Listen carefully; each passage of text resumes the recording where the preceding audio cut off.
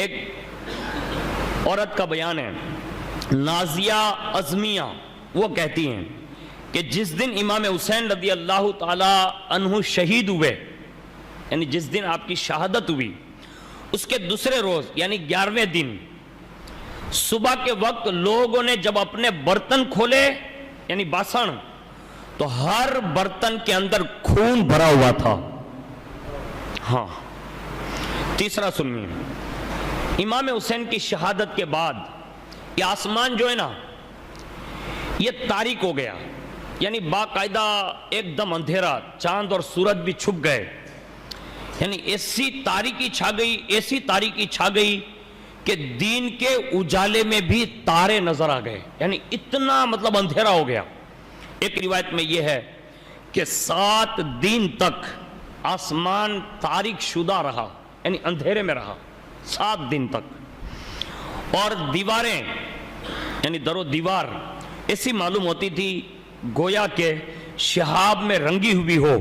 اور ستارے آپس میں ایک دوسرے سے ایسے ٹکراتے ہوئے نظر آئے تھے۔ اور ابو سعید فرماتے ہیں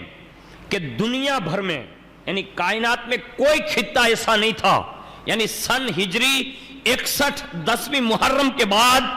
دنیا میں جہاں کہیں بھی پتھر اٹھایا گیا، جیسے وہ پتھر اٹھاتے تھے نا تو پتھر کے نیچے سے تازہ خون نکلتا تھا، یعنی غم حسین میں یہ زمین بھی خون کے آنسو روئی ہے۔ ہاں، اور اس کے بعد لکھا ہے آسمان سے خون برسا، زمین سے تو خون نکلا لیکن آسمان سے بھی خون برسا، اور انہوں نے جگہ جگہ کا نام بتایا، خراسان، ملک شام، کوفہ وغیرہ کے ہر گھر کے اندر در و دیوار پر ایسے خون لگے نظر آئے، اور جن کپڑوں پر یعنی جو کپڑے تھے ان کو دیکھا تو ان پہ بھی خون نظر آیا، یعنی کپڑوں کے اندر کوئی تار ایسا نہیں تھا جو خون سے لال اور سرخ نہ ہو چکا ہو۔ یعنی یہ غم حسین میں یہ عجیب و غریب حالات پیش آئے، اور علماء فرماتے ہیں، یعنی جو اہل علم ہیں، جاہل نہیں کہہ رہا ہوں، جو بڑے پڑھے لکھے لوگ بزرگ ہیں ہمارے علماء، انہوں نے یہ فرمایا ہے کہ یہ آسمان پہ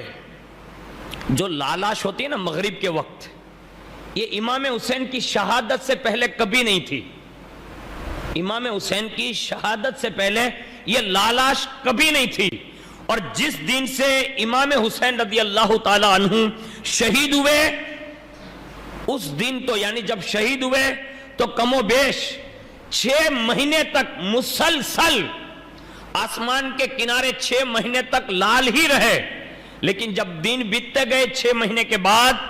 تو پھر یہ سرخی کم ہوئی، لیکن ہر مغرب کے بعد یہ لالش آج بھی جو دکھتی ہے نا، یہ بھی غم حسین کی نشانی ہے کہ آج بھی آسمان امام حسین کے غم میں اپنے خون کے آنسو روتا ہے۔